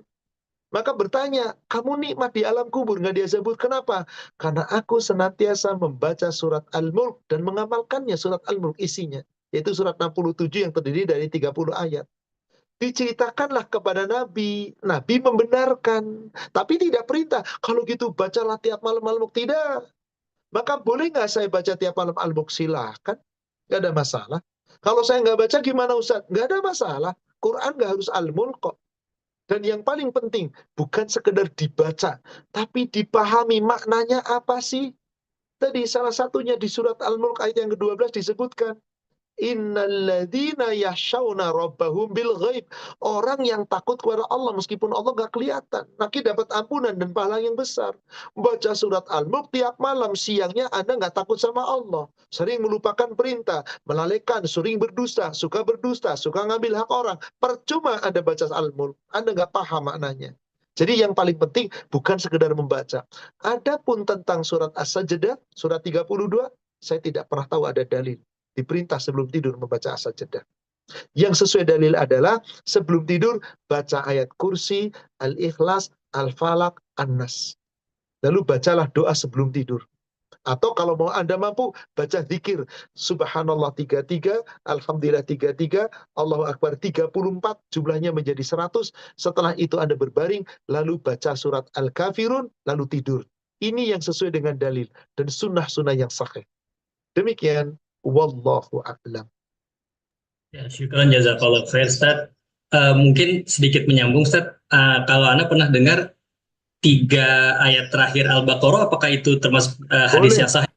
boleh, sahih. Jadi Sahih. Anda bisa baca ayat kursi, Al-Ikhlas, Al-Falaq, Anas, boleh pula tambahkan 284, 285, 286 sebelum tidur, boleh. Oh ya, Ustaz. Tapi Syukran. kalau bangun tidur Ali Imran dari ayat Oh, 190 boleh sampai ayat 200 atau 190 sampai 194, 5 ayat atau 11 ayat terakhir. Boleh. baik, Ustaz. Syukran. Wah, ya. Baik, untuk pertanyaan selanjutnya, ini terkait dengan tema, bagaimana cara menimbulkan rasa takut dan harap hanya kepada Allah pada anak-anak kita, Ustaz? Mungkin ini prakteknya bagaimana gitu, Ustaz? Baik. Prakteknya seperti ayat tadi, kita punya rasa takut, tapi bahasanya sederhana. Contoh, saya tunjukkan sebuah ayat, ini nasihat orang tua kepada anak-anak, biar anak-anak punya rasa takut. Bahasanya Al-Quran, tapi saya coba terjemahkan dengan bahasa sehari-hari yang sederhana. Saya tunjukkan dulu ayatnya. Surat 31, surat Luqman, ayat ke-16. Surat Luqman, surat 31, ayat 16. Coba perhatikan nasihat Luqman kepada anaknya. Ya bunayya, hai anakku, innaha intaku mithqala habbatin min khardal. Sesungguhnya apabila ada suatu perbuatan kamu sebesar biji sawi, sebesar biji kecil, fatakun fi sokroh, lalu berada dalam batu, au fi samawat, atau berada di langit, au fil ardi, atau berada di bumi. Jadi udah perbuatan sebesar debu, dimasukkan berada dalam batu, disembunyikan ke langit, ditanam ke bumi, gak ada yang lihat. Ya'ti bihallah, tapi Allah lihat, dan Allah akan memberikan balasan. Dihadirkan perbuatanmu dan dibalas oleh Allah. Innallaha latifun khabir. Allah itu sungguh maha latif, maha lembut, dan Allah maha menyaksikan, maha teliti mengetahui apapun. Saya terjemahkan sederhana. Nak, sini sayang, kamu mau sekolah ya? Hati-hati sayang ya. Mama nggak bisa ngawasin kamu, papa nggak bisa ngawasin kamu, tapi ingat loh, Allah ngawasin kamu loh. Hati-hati sayang ya, awas, jangan nakal sama temen, awas, jangan bergaul dengan orang yang anak yang tidak baik, awas, mulut kamu dijaga ya nak, jangan kata-kata kotor, jangan suka berdusta. Nah, waktunya sholat, sholat cepetan nak. Bergaul dengan anak yang baik. Tolong, papa mama nggak lihat kamu, tapi Allah lihat kamu loh. Setiap kamu dilihat Allah, nanti kamu dibalas. Hati-hati sayang ya, bahasanya sederhana.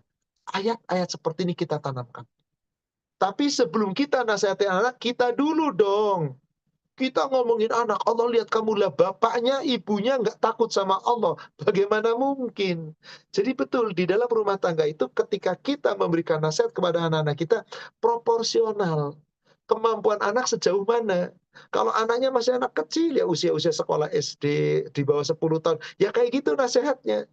Kalau sudah mulai SMA, sudah mulai dewasa 15 tahun ke atas, itu caranya lebih tegas lagi. Nah, kamu selalu diawasi Allah. Hati-hati, nah.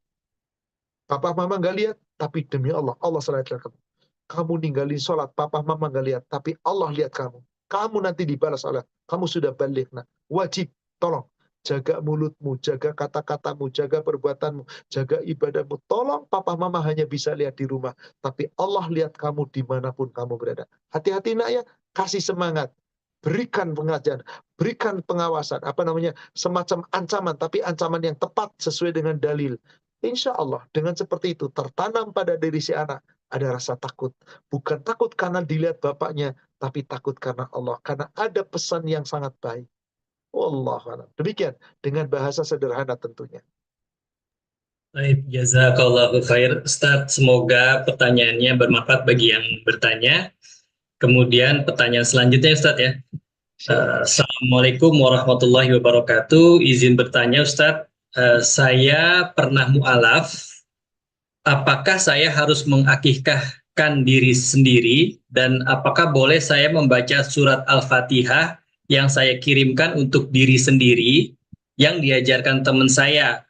Yaitu mungkin summa ila ruhi titik-titik. Demikian Ustadz, jazakallahu khairan. Akikah adalah bukan kewajiban diri. Akikah kalau rujukannya kepada dalil yang syar'i, kewajiban orang tua kalau punya anak. Maka orang tua mengakikahkan anak. Nggak ada dalilnya saya mengakikahkan diri saya sendiri. Ketika saya dulu belum diakikah, apakah saya termasuk orang yang Islam dari lahir, ataukah termasuk orang-orang yang mu'alaf tadi? Karena nggak pernah ada perintah Rasul, sahabat yang masuk Islam disuruh akikah, nggak pernah ada. Yang dulu belum diakikahin, kamu harus akikah diri, nggak pernah ada riwayat itu. Yang sahih riwayat Imam Ahmad dan empat, Ahmad, Abu Daud, Nasai, Tirmizi, dan Ibnu Majah, dari sahabat yang bernama Samurah, nama lengkapnya Samurah bin Zundab. Itu hadisnya ada di kitab Bulughul Maram. Kalau nanti Ibu Timi mau buka, boleh. Nomor hadis 1403. Dari Samurah. Di situ Rasul bersabda, kullu ghulamin murtahanun biaqiqah. Setiap bayi yang lahir, tergade dengan akikahnya. Tulbahu anhu, maka orang tuanya diperintah menyembelih binatang akikah untuk bayi yang lahir itu, dan terikat dengan hari yauma sabi'i, pada hari ketujuhnya. Wa yuhlaqa, dan rangkaian akikah itu kalau bayinya mampu dicukur, cukur rambutnya. Yuhlaqa wa yusamma, dan diberi nama yang baik. Inilah rangkaian akikah. Siapa yang mengakikah? Si bapak mengakikahkan anak yang baru lahir. Gimana kalau bapaknya nggak mampu? Boleh kakeknya. Boleh kakeknya, boleh. Di hadis yang sebelumnya 1399, itu ketika Ali dan Fatimah menikah dan punya anak Hasan dan Husain cucu Nabi, yang mengakikahkan bukan Ali, karena Ali nggak mampu, bapaknya nggak mampu, kakeknya Muhammad Sallallahu Alaihi Wasallam diceritakan di situ. Anna Rasulullah Sallallahu Alaihi Wasallam ayu aqa anil Hasan wal Husain kabshan, bahwasanya Rasulullah pernah mengakikahkan untuk cucunya Hasan ketika lahir dan Husain ketika lahir, dan Rasul hanya mengikahkan dengan satu kambing. Mampunya itu. Tapi kalau Anda mampu, ada kewajiban yang lain. 1401-nya dari Ummul Mukminin Aisyah. Amarona Rasulullah sallallahu alaihi wasallam ayu aqa anil hulam syatan mukafiatan. Rasul perintah kepada kami, kalau kami melahirkan anak kami, kalau anaknya laki-laki, akikahnya 2 kambing yang besarannya setara. Kalau anaknya perempuan, syatun, cukup 1 saja. Inilah. Kemudian teman saya mengisyaratkan, kalau kamu berdoa baca Fatihah, ila arwahi fulan fulan, ila hadirin Nabi, Al-Fatihah. Itu sama sekali tidak pernah ada dalilnya dari Nabi. Ngirim Fatihah untuk diri, ngirim Fatihah untuk orang yang sudah meninggal, sama sekali tidak berdalil. Meskipun memang di negara kita sudah jamak dan banyak yang seperti itu. Ya kiai, ya ustadz, ya siapapun. Tapi mari, ibadah itu bukan menurut kiai, ulama, ustadz, tapi rujukannya dalil. Nabi perintah apa enggak? Enggak pernah ada Nabi perintah. Nabi mencontohkan enggak? Enggak pernah Nabi berbuat. Ngirimi doa dengan Al-Fatihah yang biasa dilakukan di negara kita. Salah. Berdoa itu langsung minta sama Allah, bukan dikirimkan. Maka perintahnya apa? Surat 60, ayat 40. Keliru saya. Surat 40 ayat 60. Surat Ghafir atau Al-Mu'min ayat 60. Wa qala rabbukum ud'uni astajib lakum. Rabbmu berfirman, hai manusia, berdoalah kamu kepadaku, aku perkenankan. Jadi doa itu bukan ilah hadirat nabi, ilah arwahi al-fatihah. Al-Fatihah itu bukan doa dikirimkan begitu. Al-Fatihah itu kita lagi menyatakan Allah yang maha pengasih, Allah yang maha penyayang, Allah itu Rabb semesta alam, Allah itu yang menguasai, yang merajai hari pembalasan, Allah yang punya, Allah yang wajib kita taati, yang kita minta. Itu Al-Fatihah itu kita minta petunjuk, bukan dikirimkan. Nggak tepat. Meskipun sekali lagi, di negara kita ngirim-ngirim Fatihah untuk arwah, untuk diri, untuk orang tua, sudah lazim hampir tiap hari, bahkan tiap selesai sholat, ila arwahi dan seterusnya. Tapi ingat sekali lagi, tidak ada contoh dari Nabi. Perintahnya apa? Doa tuh langsung. Ya Allah, ampuni dosaku, ya Allah. Aku mu'alaf, masa laluku banyak dosa, ya Allah. Semoga Engkau ampuni dosaku, ya Allah. Bimbing aku di atas jalan hak, ya Allah. Ampuni. Ini baru yang namanya doa. Dikabul. Bahkan maaf, Bapak atau Ibu tadi penanya, jika Anda betul-betul mu'alaf dan meninggalkan kekafiran, sejak Anda mengucapkan syahadat, seluruh dosa kekafiran masa lalu dihapus total. Maka nggak perlu akikah, nggak perlu ngulang-ngulang ibadah masa lalu yang ada ketika itu masih kafir. Cukup tobat, Anda syahadat. Seluruh dosa Anda dihapus, syaratnya berimanlah dengan benar. Dan ini Allah firmankan di surat 8 ayat 38. Surat 8, surat Al-Anfal ayat 38. Qul, Muhammad katakanlah, lilladzina kafar, kepada orang kafir yang belum memeluk Islam. Saat itu ditujukan untuk pamannya Rasul, Abu Sufyan, dan kawan-kawan, Khalid bin Walid dan yang lainnya yang ketika itu belum masuk Islam. Iyantahu yughfar lahum ma qad salam. Andai kata orang kafir meninggalkan kekafirannya, memeluk Islam, mengucapkan 2 kalimat syahadat, maka seluruh dosa yang telah lalu dihapuskan. Dihapus total. Subhanallah. Demikian. Wallahu a'lam. Ya, jazakallahu khair Ustaz. Semoga jawabannya menjawab penanya. Untuk pertanyaan selanjutnya ya Ustaz ya. Assalamualaikum. Bagaimana kalau orang fobia kucing atau bulu ayam atau kompor jadi takut itu berdosa? Padahal ingin menghilangkan rasa fobia itu, Ustaz. Ada Tabiat orang ini. takut sama cicak, lihat cicak pucet. Ada orang takut sama kucing, ada orang takut sama ular. Itu tadi saya katakan, takut ini takut yang sifatnya tabiat. Tapi mari kita, ngapain takut sama kucing? Ngapain takut sama bulu ayam? Ngapain takut sama kompor? Ngapain?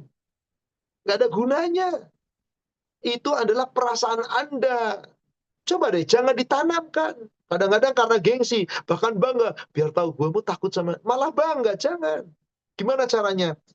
Cobalah deketin bulu-bulu. Mulai dari gambar bulu. Kucing, mulai dari, nggak perlu juga kita harus deketin kucing, ngelus kucing. Nggak perlu juga, ada kucing, ya biarin aja. Kucing itu binatang jinak. Kucing itu binatang yang selalu mengiringi kamu dimanapun kamu berada, kata Rasulullah. Nggak perlu takut. Cobalah hilangkan. Nggak penting. Kecuali kayak takut ketinggian, itu wajar. Mau dikaya apapun orang takut tinggi tetap takut.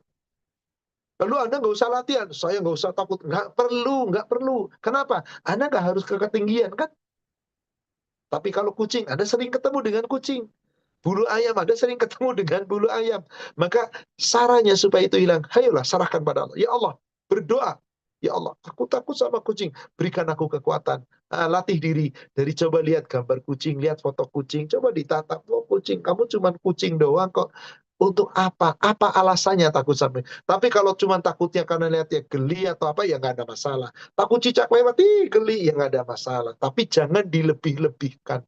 Insya Allah itu tidak sampai menimbulkan dosa. Selama tidak sampai meninggalkan aturan-aturan Allah. Wallahu a'lam. Demikian. Baik, syukran Ustaz untuk jawabannya. Ini masih ada waktu kan Ustaz ya? Boleh silakan. Pertanyaan lagi selanjutnya.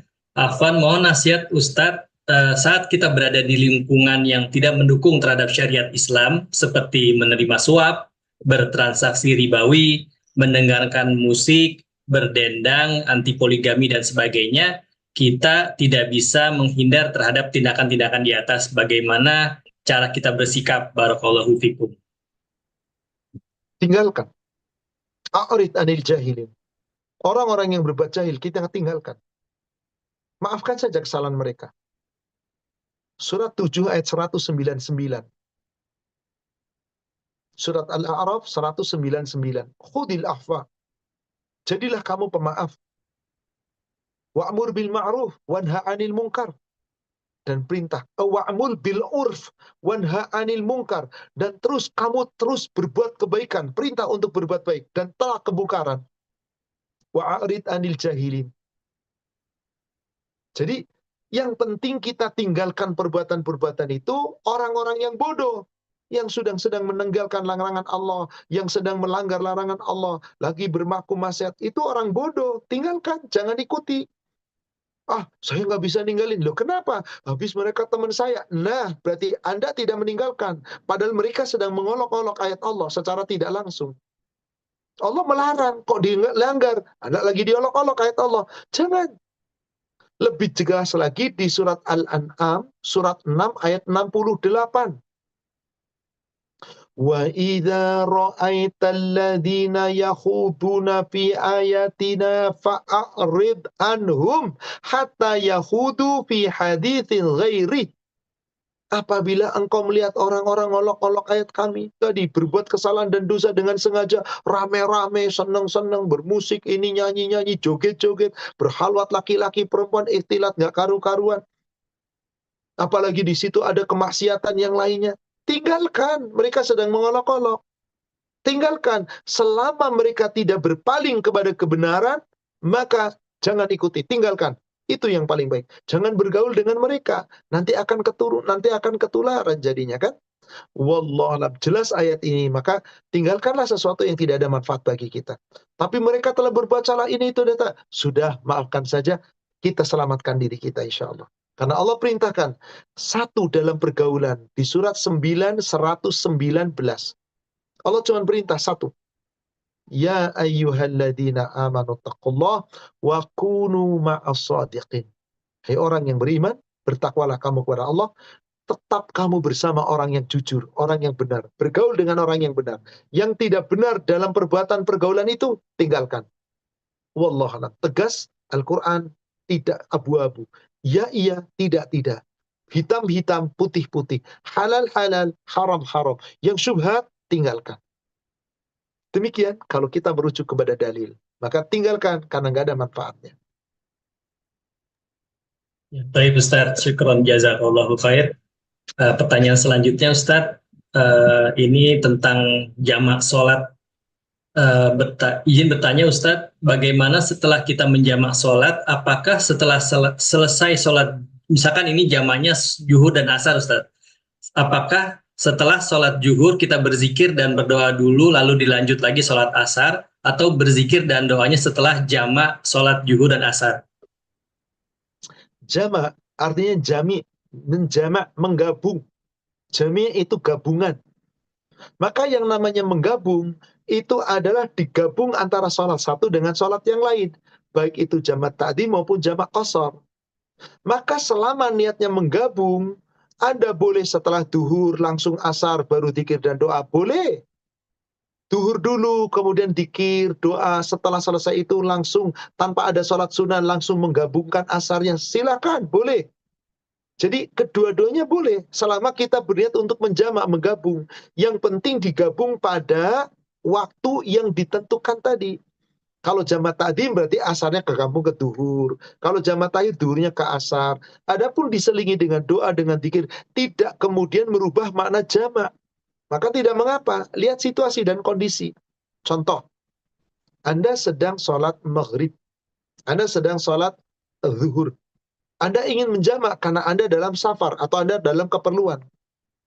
Yang tidak mungkin tidak, nanti nggak mungkin bisa dapatkan waktu yang ini, misal. Lalu di situ kadang-kadang Anda ketemu sholat yang dimana hiruk pikuknya luar biasa setelah sholat. Dikirnya kenceng-kenceng, pakai pengeras sama.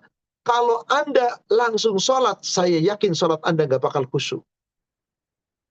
Ini suara yang begitu keras. Coba perhatikan, beberapa masjid. Dikirnya kencang sekali kan, dengan pengeras yang luar biasa. Sedangkan sholat butuh khusyuan. Nah, kalau itu seperti itu, berkorban. Anda nyisi sedikit, Anda zikir dulu. Anda berzikir, berdoa, setelah itu selesai mereka zikir, Anda naik sholat, Anda menjamak sholat Anda yang asar tadi, atau yang isya tadi. Demikian, jadi prinsipnya menjamak itu berarti mengumpulkan, menggabungkan. Maka yang baik tidak diputus dengan apapun. Tapi andai kata diputus dengan zikir dan doa, maka tidak masalah selama kita punya niat untuk menjamak. Demikian, wallahu a'lam. Baik, syukron Ustaz. Jadi bisa dua-duanya Ustaz, ya, tergantung Bisa kondisi masing-masing. dua-duanya. Betul, Baik. lihat-lihat keadaan dan situasi. Tapi kalau kita di rumah, lagi dalam safar, kemudian di rumah, di hotel, hanya berdua dengan suami, ya alangkah baiknya sholatnya langsung digabung. Setelah itu baru zikir dan doa. Baik, syukur jazakallah khair, Ustaz. Tanya selanjutnya Ustaz ya. Apabila yang menjalankan doa dengan khauf dan roja itu misal cuma istrinya saja, apakah ada peningkatan iman untuk pasangannya Ustaz? Diharapkan. Tapi yang jelas yang pasti meningkat ya istrinya. Apakah nanti suaminya akan meningkat? Tergantung sampai sejauh mana usaha suaminya. Kalau suaminya nggak pernah usaha, ya nggak bisa terikat dong. Nggak bisa sama dong. Maka tadi saya baca di pembukaan itu, surat 52 ayat 21. Yang beriman diikuti dengan anak keturunannya, pasangannya, keluarganya sama-sama beriman. Itu kalau masing-masing ada upaya. Istrinya doang yang berupaya, suaminya enggak, ya enggak bisa. Maka di ujung ayatnya itu apa? Kullum ri'im bima kasabarohin. Itu ada catatannya itu. Itu di surat 52, surat At-Tur ayat 21. Tiap-tiap diri terikat dengan usahanya. Ibu yang usaha, ibu yang dapat. Suaminya enggak usaha, enggak. Tapi dengan doanya ibu terus berharap semoga lama-lama suaminya ke bawah. Meskipun tidak sebaik ibu, misalkan. Terus berharap dan berdoa. Tapi ingat sekali lagi, tiap-tiap kita terikat dengan usaha kita. Contoh sederhana. Nabi Nuh kayak apa taatnya? Kayak apa solehnya? Istrinya nggak ke bawah, anaknya nggak ke bawah. Betul? Nabi Lut kayak apa taatnya? Istrinya nggak ikut-ikutan taat. Tapi Fir'aun kayak apa durhakanya? Tapi isinya taat. Ini di sini kadang-kadang yang taat belum tentu bisa membawa yang kurang taat. Yang tidak taat, kadang-kadang yang tidak taatnya justru pasangannya lebih taat, padahal suaminya tidak taat. Maka yang seperti ini usaha kita masing-masing. Hanya kalau di dalam keluarga ada usaha bersama, ada keinginan, tadi terutama kepala keluarga yang terus bersemangat, mengajak keluarganya untuk senantiasa khauf dan roja, mudah-mudahan imannya nanti dihubungkan seperti yang Allah firmankan di surat 52 ayat yang ke-21 sehingga berkumpul di surga. Wallahu a'lam. Demikian. Baik, syukran untuk jawabannya Ustadz. Untuk pertanyaan selanjutnya, ini Assalamualaikum warahmatullahi wabarakatuh. Mohon izin bertanya Ustadz, bagaimana tata cara berdoa setelah sholat wajib dan sholat sunnah sesuai ajaran Rasulullah Shallallahu Alaihi Wasallam? Jazakallahu khair.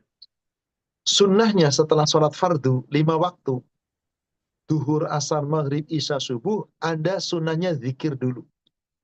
Yang dicontohkan Rasul, Assalamualaikum ke kanan, Assalamualaikum ke kiri, Astaghfirullah, Astaghfirullah, dan seterusnya. Allahumma antas salam, la ilaha illallah wahdahu la syarika, dan seterusnya, sampai tasbih 33, tahmid 33, takbir 33, jumlahnya 99, genapkan dengan tahlil 1, jadi 100. Setelah itu dengan tahlil lagi, la ilallah, dan seterusnya, baru doa. Ikuti doa yang dari Nabi. Yaitu apa? Allahumma inni a'udzubika minal bukhli, dan seterusnya. Allahumma a'inni ala dzikrika wa syukrika, dan seterusnya. Allahumma inni a'udzubika min adzabil qabr wa min adzabi jahannam, dan seterusnya. Doa-doa yang dari Nabi yang setelah sholat kita ikuti. Setelah itu terserah. Anda mau nambahin doa yang lain silahkan. Anda mau sholat sunnah dulu ba'diyah baru doa silahkan. Anda mencukupkan dari Nabi tutup dengan sholat sunnah ba'diyah silahkan, gak perlu tambah doa. Sungguh saudara sekalian, doa yang terbaik di dalam sholat fardu bukan setelah sholat fardu, justru sebelum sholat fardu. Anas bin Malik menyampaikan dari Nabi SAW, ad-du'a bainal adhan wal iqamah la yurad. Justru yang kita manfaatkan itu adalah sebelum kita sholat berjamaah. Setelah adzan, ada baca doa setelah adzan, ada qobliyah. Setelah qobliyah sebelum qomat, luangkan waktu untuk berdoa. Dengan bahasa apapun terserah. Ini yang paling mustajab. Ad-du'a bainal adzan wal iqamah. Doa antara adzan dan iqamah. La yurad. Nggak ditolak oleh Allah. Jadi nanti setelah sholat fardunya, sudah cukup zikir, doa yang dicontohkan Rasul, tutup dengan ayat kursi, baca al-ikhlas, al-falaq, anas, stop. Dah, nggak usah tambahin doa. Halal. Ustaz, saya pengen doain orang tua kita, Rabbi firli wali walidayya. Saya pengen doa untuk diri dan keluarga, Rabbana hablana min azwajina, dan seterusnya. Monggo, silakan. Tapi yang dicontohkan Rasul, selesaikan dulu. Demikian kalau kita merujuk kepada dalil. Wallahu a'lam. Baik, syukran jazakallahu khair untuk jawabannya. Semoga menjawab pertanyaannya. Pertanyaan selanjutnya, Ustadz. Saya beri Eh, kesempatan dua pertanyaan terakhir, akhi, persiapan untuk sholat baik, asar, Afan. baik. Dua pertanyaan terakhir, Ustadz ya. Silakan. Ini agak sedikit panjang nih pertanyaannya, Ustadz. Jadi kalau kita takut malam-malam batal sholat tahajud karena terbayang-bayang wajah buruk syaitan seperti di film horor, itu dosa. Kadang jadi batal sholat karena hal itu. Bisakah saya mohon ampun dengan istighfar atau sholat taubat saat sedang tidak takut di hari terang atau waktu lagi tidak sepi? Mohon ampun pada Allah Subhanahu wa taala. Kalau takut tidak jadi masuk kamar mandi atau suatu tempat karena ada kecoa, kelabang, makhluk menakutkan karena bahaya seperti ular atau geli jijik seperti kecoa itu termasuk dosa atau tidak gitu, Ustaz? Takut yang kedua, geli, kecoa, itu nggak masalah. Itu tabiat namanya. Sebenarnya bukan takut, itu geli aja. Takut keinjek, takut dirambatin. Ya itu seperti itu. Wanita takut ulat. Takutnya itu sekedar lihatnya dan gelinya. Udah. Nah, beda dengan yang pertama. Takut karena setan. Tiba-tiba mau wudhu, ada yang ngelus di sini sih. Ada yang kayak merindingin. Ada yang nggak jadi sholat. Anda telah takutnya menjadi dosa. Karena Anda lebih takut pada setan. Padahal setan nggak bisa menampakkan.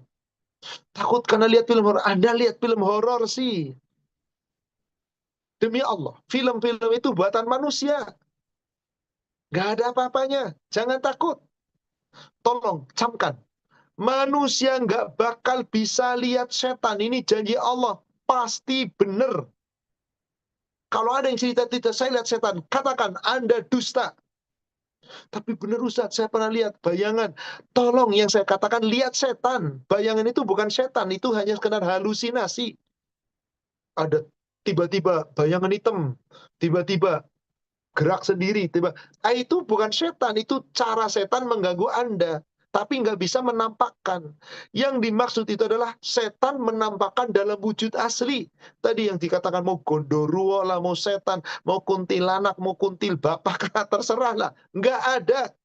Hantu gentayangan, demi Allah, nggak ada.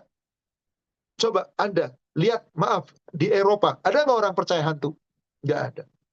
Di Indonesia karena dari kecil sih ditakutin. Awas ada setan tuh. Bapaknya nakut-nakutin. Udah gitu film yang dibuat begitulah lagi. Sutradaranya demi Allah tanggung jawab di hadapan Allah. Para pelaku pemain film yang horor-horor nakut-nakutin. Demi Allah tanggung jawab di hadapan Allah. Suster ngesot lah, hantu bolong lah, ini nih. Itu demi Allah semua diminta tanggung jawab. Karena nggak pernah benar itu. Itu dusta semua. Mana buktinya ayatnya? Yuk saya tunjukkan ayat. Setan itu gaib. Lihat, surat 7 Al-A'raf 27. Allah Subhanahu wa taala berfirman, "Ya bani Adam la yaftinannakumus syaitan." Hei anak cucu Adam, kamu jangan sampai ketipu oleh setan. Kama akhraja abawaikum minal jannah, sebagaimana kedua orang tuamu Adam dan Hawa dikeluarkan oleh setan gara-gara tertipu oleh setan. Akhirnya Allah keluarkan dari surga. Yanzi'u anhuma libasahuma liyuwarihuma sawatihima. Dengan gangguan setan akhirnya terperdaya. Akhirnya apa? Terlepaslah pakaian keduanya. Akhirnya terlihat aurat keduanya. Tolong, setelah ini perhatikan, tolong garis bawahi ini. Innahu yarakum huwa wa qabiluhu min haitsu la tarawnahum. Sesungguhnya setan-setan itu dia melihat kamu dari satu tempat yang kamu tidak bisa melihat mereka. Tolong itu garis bawahi. Setan itu gaib, nggak ada yang bisa lihat setan. Allah yang menyatakan, siapa yang bisa lihat setan? Orang yang kerjasama dengan setan. Para dukun, paranormal, para tukang tenung, tukang sihir, itu bisa. Karena Allah takdirkan mereka memang kerjasama. Tapi selama kita yang beriman, ibadah kita benar, gak usah takut. Demi Allah gak bisa lihat setan. Allah yang ngomong, Allah yang bicara, Allah yang berfirman. Anda gak percaya, berarti Anda gak percaya dengan aturan Allah. Inna ja'alna syaitan awliya'a lilladzina la yu'min. Maka syaitan itu dijadikan Allah menjadi apa? Pemimpin orang yang tidak beriman. Sudahlah kita beriman. Takutnya secara tabiat, secara itu boleh. Tapi jangan takut seakan-akan lihat beneran. Akhirnya tadi, mau sholat malam nggak jadi gara-gara takut setan. Itu sudah menjadi dosa. Tapi kalau kecoa, tadi cacing, enggak, itu cuma tabiat biasa-biasa saja. Asal tidak sampai menyalahi aturan Allah. Wallahualam, pertanyaan terakhir, akhi. Baik, Ustadz, ini pertanyaan terakhir nih, mungkin terkait sama tadi jawaban Ustadz ya. Dosakah kalau seorang ibu suka nakuti anaknya supaya tidur dengan bilang, ayo tidur nanti ada polisi, ayo tidur ada pemadam kebakaran, ayo tidur ada setan dan lain-lain. Seperti itu, Ustadz. Dosa. Dosa. Allah perintahkan kita basyiru, basyiru, basyiru, berikan kabar gembira. Nazir, nazir, nazir, berikan peringatan, tapi tidak boleh menakut-nakuti. Ayo nanti ada, apa kaitannya nggak tidur sama polisi? Kadang-kadang pakai nyanyian yang melampaui batas. Nina Bobo, kalau nggak Bobo digigit nyamuk, apa kaitannya nggak Bobo dengan digigit nyamuk? Itu lagu berdusta itu, nggak ada tuh. Cobalah dengan katanya, nah Bobo sayang yuk, mama temenin yuk. Oh enggak, ntar kalau bangunnya telat besok bangunnya kesiangan loh. Ntar kalau bangunnya siang nggak jadi jalan-jalan pagi, nggak dapat hadiah loh dari mama. Kan mama janji kalau bangunnya pagi dapat hadiah. Ih nggak jadi mama kasih hadiah. Ini kenapa nggak begitu? Ayo bobo sayang, mama cerita ini. Yuk kita cerita baca yuk. Nih cerita sahabat. Namanya ini cerita sahabat yang kecil bagaimana dulu pernah memelihara burung dan seterusnya. Ceritakan itu. Yuk nak sambil ngaji yuk. Yuk sambil ngapalin yuk. Bata. Yuk kita sambil baca ngaji yuk. Ngapalin surat An-Nas yuk. Kenapa tidak begitu? Jangan nakut-takuti dosa Anda. Awas tuh, ntar ada polisi. Awas tuh, ntar ada penculik. Ntar ada setan. Ya Allah. Itulah kenapa anak-anak kita kemudian menjadi takut berikutnya. Orang tua salah asuh. Nggak boleh. Orang tua mendidik nggak boleh. Berdosa, berdosa. Berus. Mohon ampun pada Allah, istighfar pada Allah, cabut kata-kata menakut-nakuti seperti itu. Tapi dengan rangkulan, bobo sayang yuk, bobo yuk. Kalau kamu bobonya sore kan insya Allah besok bisa bangun pagi. Apalagi kamu sekolah loh, besok kamu main sama teman-teman. Kan jadinya kalau nggak sekolah, ayo sayang yuk, nanti mama kasih hadiah. Besok mama beliin oleh-oleh. Buktikan besok beliin oleh-oleh. Meskipun mungkin hanya oleh-oleh 2.000 rupiah. Intinya di sini dengan kejujuran dan dengan kabar gembira. Jangan menakut-nakuti. Wallahu a'lam. Demikian saudaraku seiman yang semoga dirahmati Allah, kajian kita pada siang hari ini semoga membawa manfaat dan hikmah. Tentu yang benar dari Allah dan yang disampaikan Rasulnya. Semoga tema kita meningkatkan iman dalam rumah tangga dengan khauf dan roja. Kita bisa pahami, yang terpenting kita amalkan dalam keseharian kita.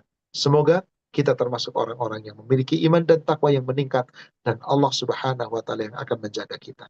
Demikian saudara sekalian, mari sama-sama kita akhiri dengan kafaratul majlis.